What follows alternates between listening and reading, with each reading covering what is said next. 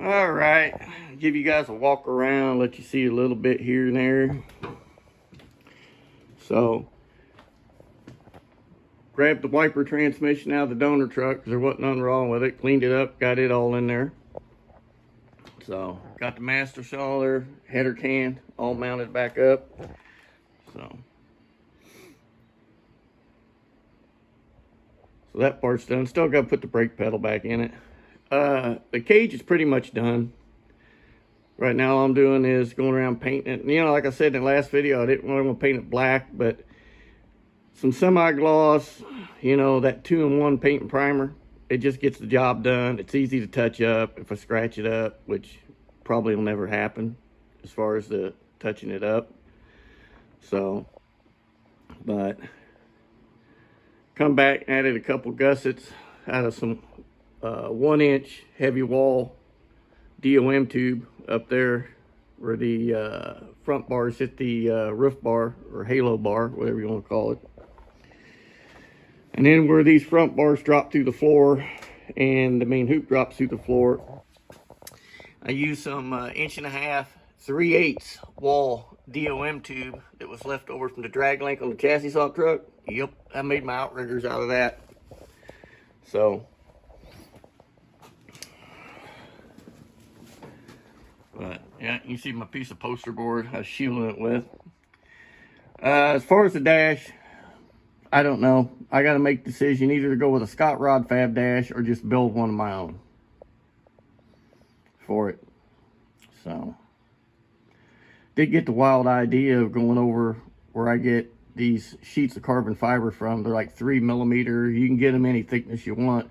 But the stuff I buy are drops.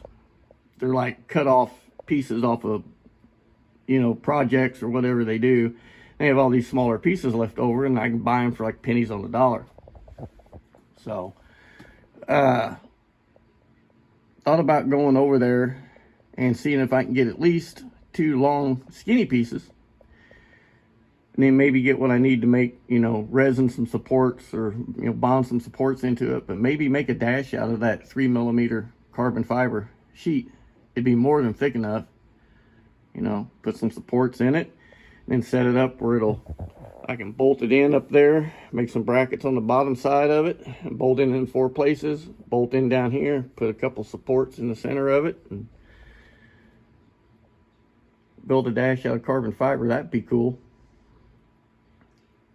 So, but that, and then this time we hole sawed the floorboard. I measured about 10 times, figured out where I was going to drop the bars through, and just use the hole saw rather than cutting big holes through the floor and trying to patch them back in. And I said something before about steering column. I'm going to clean all this shit off of it and everything else. But you think I'm joking about a muffler clamp? I welded the base of it into this. And that's what I used to hold it right there. And then down at the firewall, instead of a big hole cut with a damn cutoff wheel and then trying to patch it back in on the old cab, I actually just hole sawed the hole where I needed it to go through at, to clear the back of the head and the header, get down below it. And then I took the factory thing and cut it off of the factory column, welded a piece in the hole where the factory column went through, and then radiused the bottom of it to fit around my column and bolted it right back in. So, a lot neater than what we did it last time. There was a lot of butchery and bullshit done to the old truck. So, a lot of, well, that'll work. Well, that'll work. Moments that were done to the old truck.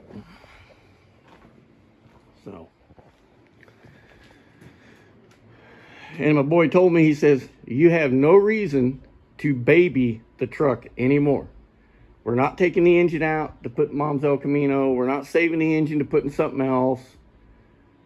This engine's in here now is built to take out and beat the shit out of. And if we hurt it, we'll fix it. It's obvious. Look what we're doing to the truck now. We'll fix it. So, but as soon as we get all this shit done to this truck, get all the shit done to his truck, and it's up and running, wife's Elcamino done, I might then start putting together another engine for a backup for it. Because there's going to be a point in time, I'll be 60 next year. My MS is not going to get any better. At some point, I'll quit racing the truck You know, I'm doing the racing to do it with my son. It's like a dream moment for me. Okay? And when I get to the point I can't do it anymore, I'm just going to hand him the keys. And he knows that. He knows that. This truck's as much that kid's as it is mine. He's put, right now, every dime that has been spent. He bought the truck. He paid for the paint. He paid for all the shit to bodywork it. He bought the cage. He bought the extra tubing. You know, he's put a lot of money into it prior to that because it's always been me and him. So, but what he don't realize is mom and dad are going to take care of everything he needs to get his truck running, whether he likes it or not. He'll say, no, no, no, don't do that, don't do that. I'll get it, I'll get it. You know. So, anyway, there's a fuel cell. There's part of the back cross member I cut out. So, there's all the bed bars done. Reset the anti-roll bar in here. That 8.8 had a 327 gear set in it because, I don't know, like a year ago, we heard some noise in the back of this one day unloading it off the trailer. Come to find out, there was some teeth missing off of the ring gear and the pinion gear. And I had a 355 gear in it, so I put a set of 327s in it because, again, that's one of those, well, hell, it'll work. I'm not doing anything with the truck, really. It'll work. For now, I'll fix it later. And I got that way with the truck a lot over the last couple of years. The year before last, I drove it twice. Well, we come out here, what was it, Wednesday night, and jacked it up, put it on jack stands, pulled the ramps out of the way, pulled the back tires and wheels and shit off of it. I should have put that bead lock ring on it and fixed that while I had the wheel and tire off, but I didn't do it because it slowly leaks because that bead lock's not right. That ring's not right. So, new one's over there on top of my boy's toolbox. But we went in and pulled it all apart, and I put a set of 373s in it. So, I don't run a spool in this. I don't run a mini spool in it. It's got a locker in it because it's a street truck. So, put a cross brace in here. Put another one back here. Welded some 1-inch tube in there and kind of saddled it and welded it all the way around. So I put the jack under it with a 4x4 and lifted the whole back of the truck by those pieces of 1-inch tube. So to lift the back of the truck, it should be secure enough to hold the fuel cell. It's only 10 gallons. Shock mounts are right there. I just cut the tabs off that was on the old cross member and literally radiused them, cut them, welded them right back on the tube. And then I tried to get all fancy back here and just weld this all up and then shape it with a flat disc, but it looks all right. Looks good enough for me. And most likely we're gonna have a bed cover on it, even with the radiator in the bed, because it'll pull air up through there, exhaust it out, it'll roll off the bed cover, and if the truck's moving, it'll suck it right out through this a big opening and pull it right out of the back of the truck. So, got the fuel pump mounted back down there, which I don't know if I'm gonna stick with that ProStar 500 or not. That pump will let me run about 25 pounds of boost, and we'll see what the truck does. If it turns out it's enough, we'll stay with it, but if not, I've got a 750 I can throw on there in a different regulator. So return style regulator I might go with. I got to get up there and get those two batteries out. That one has a date code of 2014. That one has a date code of 2015. That tells you how old them damn things are. So, and that's the one that will not hold a charge. You can put a charger on it for a month and come out here and unhook it and check voltage. Nothing.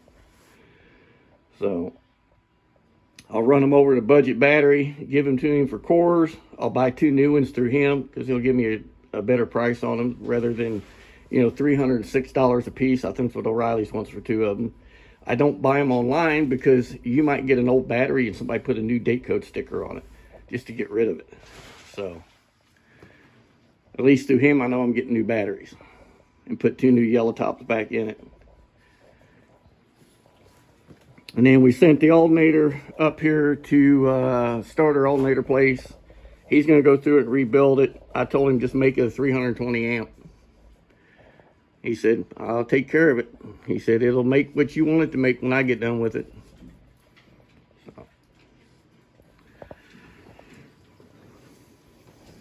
Believe it or not, too, we have dropped a shitload of weight off this truck. Getting rid of the factory core support and that steel hood the hood was 47 pounds on the bathroom scale. The core support was 32 pounds. Gone. The section out of the bed weighed 28 pounds. It's gone. We're going to keep the aluminum Kirky seats. My son, oldest boy, come out here and he said, hey, what if we, where's it hurting your back and whatever? And I said, because I'm sitting flat. The seats are set flat in the truck. There's no tilt to them. So he come up with a different bracket, redesigned the brackets to lay the seats back a little bit. And actually it wasn't bad setting in there. So my wife's going to take one of the covers, split the seams, open it up, make a pattern out of it, and make me 2 new covers for both seats with a little bit more padding in them before I go blowing $500 or $600 on a set of race-equipped seats. And that's a piece. That ain't both. That's a piece. Kirky seats, they're bad enough. They're overpriced as it is for a bunch of aluminum. And then I'm going to go ahead to, I talked to my hydro dipper. He can't dip the bumpers and stuff. They're too big for what he's got as far as dip tanks. So I'm just going to paint the bumpers, the grill, and everything white to match the truck. We're putting a GMC grill in it this time because the truck's actually an 89 GMC. It's not a Chevrolet. So we're going to put the GMC grill in. Plus, the GMC grill to me looks more... It looks better than the S10 grill. It's more aggressive looking, I guess. Kind of make my own version of a, cheap knockoff Lightning. As far as color matching everything white. Or not a Lightning, but a Cyclone. I about fucked up there. Lightning's Ford. We ain't got no damn Ford here. Anyway. But... like I said, it's coming along a little bit at a time. I got told don't buy no more parts till after Christmas. So all I ordered was wiring, wire, connectors, heat shrink, some weather night connectors, everything from single pin all the way up to 5 pin because I don't know what all I'm going to need. I did get the electrical panel redone. It's in here somewhere. It is probably... underneath this. Yep, it's all redone. So it's gonna bolt right there, and because we're backyard built trucks, right? Okay, we still gotta half-ass some shit, make do with what you got. Poor people got poor ways. Those are front control arm alignment shims. I welded up there to bolt the top of the panel to, and then I'll build something up height of that 2x4 piece for the bottom to secure it. So still got to paint the rest of the bars on the inside, hang the brake pedal, and go back and patch the hole where the shifter used to be for the 5-speed, since my knee went in through it and I didn't bother to do it before we put all that kill mat in there. And if anybody wants to know, this kill mat, there's 50 square foot box is what's in here, and there's 2 pieces left over. Okay, some of it's overlapped or whatever, because I ain't getting fancy cutting this shit and trying to fit it. Like a jigsaw puzzle, okay? 50 square foot box, it's 50 mil thick. The whole box weighs 17.5 pounds or 0.35 pounds per square foot. So, adding 17 pounds to the truck to get rid of the tin can drone sound in here is worth every bit of the 17.5 pounds.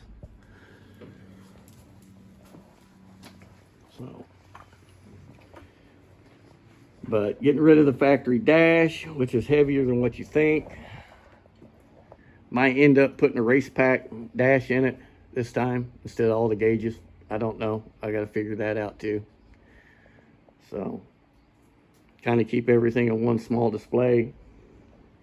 You got those race pack knockoff Syncotech dashes on eBay, and I don't know. Or just Race Parts has got a small electronic dash. It's pretty good quality, and they're sending units and stuff. It's just kind of small, so I might get 2 of the head units and put them in there and put all the sensors in the engine. But then the drawback is you got to go back to them if you have any sensors that go bad, and that company's out of Australia. But their little dashes, evidently they say they're pretty good. So Don't know yet. Stuff to think about. Like I got told, don't buy no more shit till Christmas. So, but I do got to settle on what I'm going to do for a dashboard so I can get the dash in it and at least start getting some of the wiring done on it. Because I made my mind, I'm just going to rewire the whole truck top to bottom. You can see the door glass is in there. We put new door glass, new window channel, felts, whatever, guides, belt moldings and all on it last November when we painted it. So I just put all of it back on here. Wasn't no need buying it new. As I said before, we put 2 new front fenders on it in LMC. It was just easier, save time on body work and everything.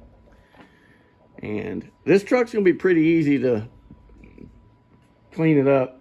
There's not a lot of orange peel in it at all this time. So, not like the gray one was. Gray one had horrible orange peel in it after it gassed out. No. But just got to stay on it, you know. End of the day, it's still a street truck. It's not really a race truck. If it was a dedicated race truck, it'd have fiberglass fenders and doors and bed size and 4-length and all that shit. But at my age, if I can't drive it on the street and take it out and run a track when I want to have fun, I don't want to own it. So I quit playing with mud trucks and went to doing this racing and shit like that when I was younger because you could do it more often. You don't get to run a mud pit truck through the mud pit very often. You know, a couple, 2 or 3 county fairs once a year, and that was about it. Get it out and play in the snow or something with it, or bury it in a buddy's dad's pond. Yeah, tear the transmission out and have to pull it out with a backhoe, but hey, you know, it's all in the name of fun. So, and the wife and kids renamed the truck. You have to wait to see what it is, because I had a guy on eBay make some really cool acrylic badges for it. So, and then same thing with the engine. Got a set of really cool valve covers on the new engine in there. So you guys have to wait to see when I'm ready to unveil it. I don't want to show you nothing on the engine until I get the turbos and everything on it, core support in here, because you're going to see the little bit of accent color I'm going to use with the white. It's not going to be lime green. So, and it's not going to be blue. You'll just have to wait to see what it is. Could be yellow, orange, pink, purple, brown, black, whatever. Could be all chrome. That'd be cool. Take that core support down and get it chrome plated. It is all steel. Anyway. So, but there's an update on it. I'll go over and show you my little homemade contraption of a core support. So, I didn't feel like giving Rhodes $434 for one is what it would cost delivered to my door. So, my truck's square. I use square tube. And I just cut the pieces out of the factory core support. There's some 16 gauge that's welded to the piece out of the core support and then welded to that tube on the back to support it. I just bolted them in the fenders, made sure everything was square, and just started building out from there. There's a tab down here to bolt it to a threaded hole in the fender. There's a tab up there to bolt to the front hole in the fender. The top tube's rolled at an angle slightly to fit tight to the fender. We put it in there, we threw some headlights in it, took the old busted ass grill and threw up there. Everything lined up perfect. So I think I'm gonna just finish cleaning it up here and cleaning up some of the welds, maybe touch some of them up because some of it's just tacked together, and then paint it, clear it, and throw it in there. So the only thing it's gonna be mounted to is the water pump, that little piece of angle, and the engine oil cooler in the middle, and then the turbos will probably set about right here and about right there if all goes well. So, there you go. There's an update. It's cold as shit out here. It's only like 17 degrees. I'm going back inside. Grandson's here today. He's out of school. Seems like they're out of school as much as they go to school anymore.